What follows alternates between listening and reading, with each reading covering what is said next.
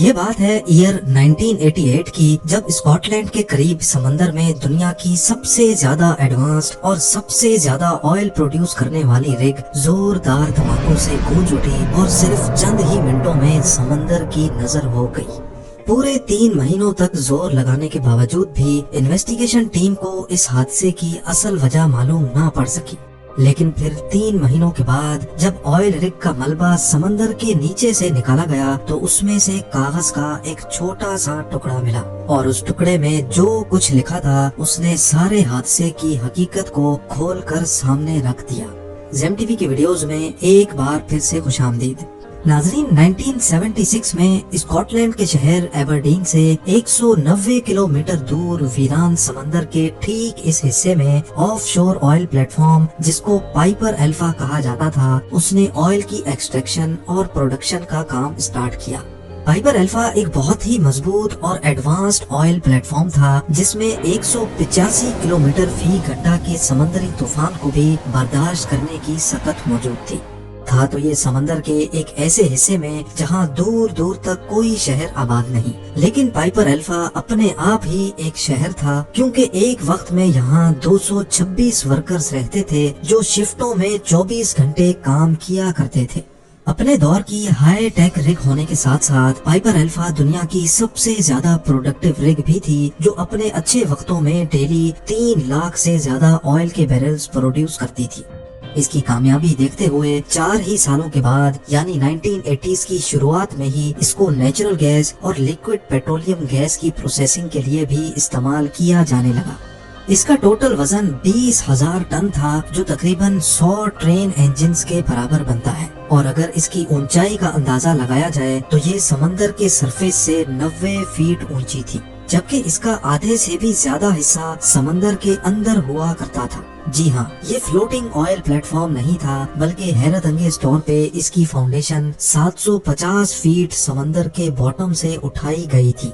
Piper alpha का main काम oil की प्रोडक्शन था, जिसको प्रोडक्शन डेक पे किया जाता था। इस डेक पे कई मॉड्यूल्स इंस्टॉल थे, जिसमें मॉड्यूल ए ऑयल और गैस को पंप करता था, मॉड्यूल बी और सी ऑयल और गैस को प्रोसेस करता था, और इन सब को पावर देने के लिए और पूरी रिग की इलेक्ट्रिसिटी नीड्स को पूरा करने के लिए मॉड्यूल डी था, जिसमें हैवी जनरेटर्स लगे हुए थे।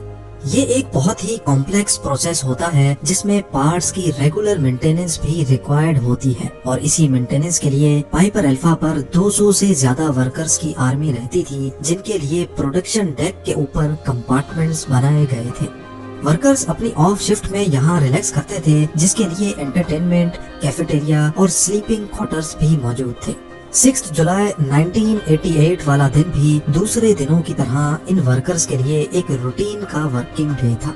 सुबह के 7:45 पे मेंटेनेंस स्टाफ ने एक पंप की मेंटेनेंस के लिए कंट्रोल रूम से परमिशन मांगी। कंट्रोल रूम के शिफ्ट ऑपरेटर ने पेपर वर्क के बाद उनको परमिशन दे दी। आपको यहाँ बताते चले कि ये किसी भी ऑफ शोर ऑयल प्लेटफॉर्म पे सेफ्टी को बरकरार रखने के लिए एक रूटीन वर्क होता है, इसीलिए इसमें कुछ भी एबनॉर्मल नहीं था।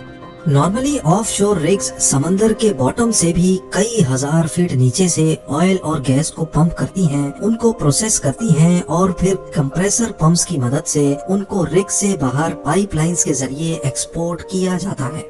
क्योंकि यहाँ बात हो रही है क्रूड ऑयल, नेचुरल गैस और एलपीजी की, जो कि इंतहाई इनफ्लेमेबल फ्यूल्स हैं। इसी वजह से इस सारे प्रोसेस में कई सेफ्टी वाल्व्स भी लगे होते हैं, ताकि अगर किसी वजह से भी कोई पंप खराब होता है तो जमीन से निकलने वाली खतरनाक गैस का वाल्व ऑटोमेटिक बंद हो जाए। पाइपर अल्फा की प्रोडक्शन डेक पे पंप ए गैस को कंप्रेस कर रहा था, जबकि पंप बी बंद पड़ा था, क्योंकि उसका काम पंप ए को बैकअप देने का था। अब नॉर्मली एक पंप कई दिनों तक चलता रहता है और उसके बाद उसको रेस्ट देकर दूसरा पंप चलाया जाता है, या फिर अगर एक पंप खराब हो जाए तो उस सूरत में दूसरा पंप स्टार्ट किया जाता है। दोपहर के 12 बजे मेंटेनेंस वर्कर इस पंप बी के सेफ्टी वाल्व को खोलने में मसरूफ थे, क्योंकि उसकी मेंटेनेंस ड्यू थी और इस काम के लिए वो ऑलरेडी सुबह को परमिशन ले चुके थे। शाम के 6 बज चुके थे, लेकिन पंप बी के सेफ्टी वाल्व की मेंटेनेंस मुकम्मल ना हो सकी। इसी वजह से वर्कर्स ने ये काम नेक्स्ट डे पे शेड्यूल कर दिया। اور اس میں بھی کوئی خطرے کی بات نہیں تھی کیونکہ پمپ اے اپنا کام کر رہا تھا اور اگر رات گئے اس میں کوئی مسئلہ بھی ہوا تو gas valve automatic shut off ہو جائے گا۔ صبح کی شفٹ ختم ہونے کا وقت آ چکا تھا، سارے ورکرز نے نائٹ شفٹ والوں کو چارج دے دیا۔ نائٹ کی شفٹ میں ٹوٹل 62 ورکرز تھے جبکہ بقایا 164 ورکرز اوپر لیونگ کوارٹرز میں ریلیکس کرنے چلے گئے۔ نائٹ شفٹ کے ورکرز کے لیے بھی یہ ایک روٹین ورکنگ ڈے تھا، لیکن اب وہ ٹائم آ گیا جب چیزیں بگڑنا شروع ہو گئیں۔ رات کے 9:45 پر کنٹرول روم اسٹاف کو ایک الارم شو ہوا کہ پمپ اے ٹرپ ہو چکا ہے۔ یہ پمپ گیس کو 78 ایٹماسفیئر پہ کمپریس کرتا تھا۔ یہ اتنا ہی پریشر ہے جتنا گاڑی کے ٹائر میں ہوا کے پریشر کو 50 ٹائمز بڑھا دیا جائے۔ پمپ آپریٹر کی ایک ٹیم پمپ اے کے پاس گئی اور اس کو ری اسٹارٹ کرنے کی کوشش کی۔ نارملی پمپ آسانی سے اسٹارٹ ہو جاتا ہے لیکن اس بار وہ نہیں ہو رہا تھا۔ اب کنڈیشن یہ تھی کہ زمین کے نیچے سے گیس مسلسل ٹینک میں جمع ہوتی جا رہی تھی اور اگر اگلے آدھے گھنٹے تک پمپ نہ چلا تو گیس والو بند ہو جائے گا اور اس کے ساتھ ہی پوری رگ کا پروڈکشن پروسیس بھی۔ بے شک یہ اتنا ڈینجرس تو نہیں تھا لیکن ورکرز رگ کے شٹ ڈاؤن کو ہر قیمت پر اوائڈ کرنا چاہتے تھے۔ آپریٹرز کے پاس اب صرف ایک ہی آپشن بچا تھا کہ بیک اپ پمپ یعنی پمپ بی کو اسٹارٹ کیا جائے، لہٰذا وہ کنٹرول روم گئے اور مینٹیننس شیٹ میں دیکھا تو معلوم پڑا کہ صبح کی شفٹ والوں نے پمپ بی پر ابھی تک مینٹیننس کا کام اسٹارٹ ہی نہیں کیا۔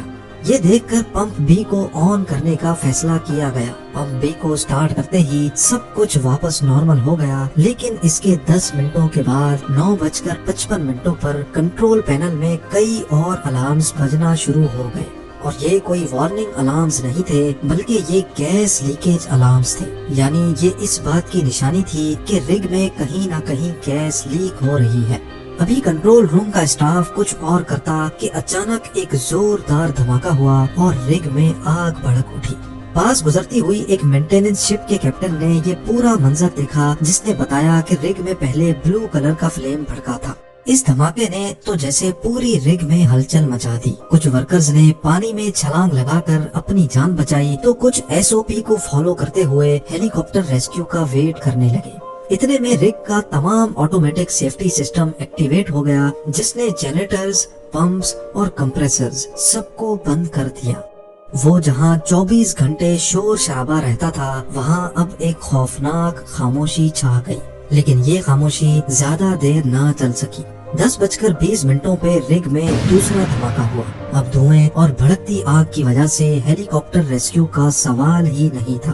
پاس موجود شپس جو under water pipe lines install کر رہی تھی وہاں سے یہ پورا منظر دیکھا بھی گیا اور اس کو ریکارڈ بھی کیا گیا۔ اس وقت تک یہ خبر آگ کی طرح پھیل چکی تھی، یورپ سمیت پوری دنیا کے نیوز چینلز اس حادثے کو رپورٹ کرنے لگے۔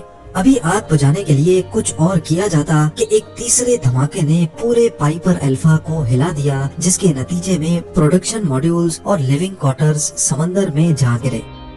وہ دن جو ایک روٹین ورکنگ ڈے تھا وہ اب تاریخ کا افسوسناک دن بننے جا رہا تھا۔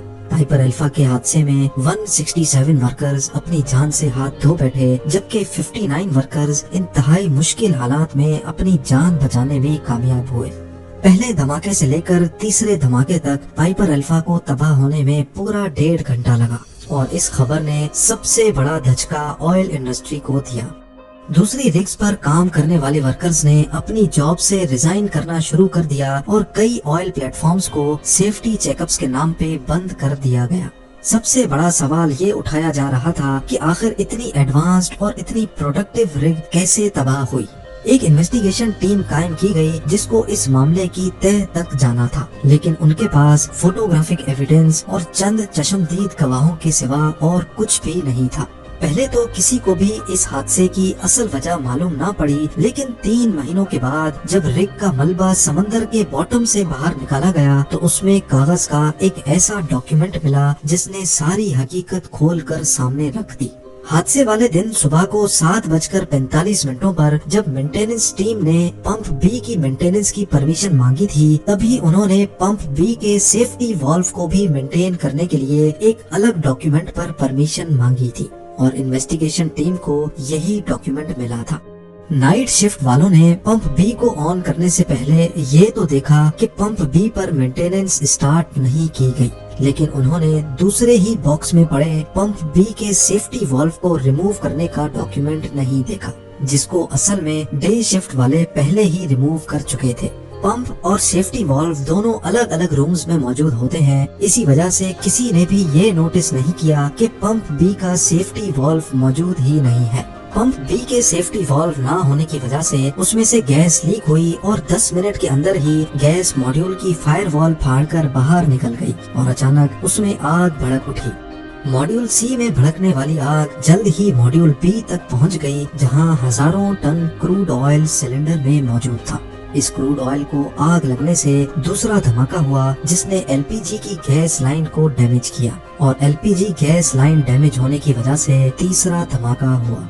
अगर आपको इस धमाके की नौयत का अंदाजा लगाना हो तो बस ये जान लें कि पाइपर अल्फा में जिस वक्त आग लगी उस वक्त उसमें इतनी गैस मौजूद थी कि उससे पूरे यूनाइटेड किंगडम की डोमेस्टिक खपत को पूरा किया जा सकता था। इस एक छोटी की गलती की वजह से न सिर्फ कंपनी को 2 अरब यूएस डॉलर्स का नुकसान हुआ, बल्कि कई कीमती जानें भी इस हादसे में जाया हुई। आज भी स्कॉटलैंड के शहर एबरडीन में इन वर्कर्स की याद में एक स्कल्पचर पार्क मौजूद